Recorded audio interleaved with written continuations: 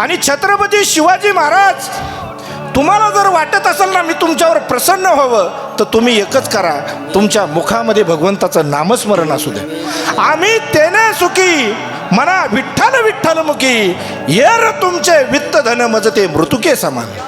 तुम्ही जे पाठवलेलं धन आहे ना ते मला माती समान आहे. बघा ते बालदार चोपदार जे मंत्रिमंडळ होतं ते जगद्गुरु तुकोबरायांना म्हणतात, महाराज तुम्ही धनही घेत नाहीत, घरामध्ये दारिद्र्यही आहे, का एवढ्या सगळ्या गोष्टींचा तुम्ही अट्टाहास करत आहात. जगद्गुरु तुकोबराय म्हणतात, याजसाठी केला होता अट्ठास, शेवटचा दिस गोड व्हावा. म्हणजे येणारं जे म्हातारपण आहे ना ते चांगलं जावं म्हणून आम्ही या सगळ्या गोष्टीचा त्याग केलेला आहे. आमच्या घरातलंच होतं हे सगळं वैभव, पण आम्ही त्याग याच्यासाठी केला की भगवंताने आमचा स्वीकार करावा, भगवंताचं नाव घेऊन आमचं नाव मोठं व्हावं, याच्यासाठी आम्ही करत नाही.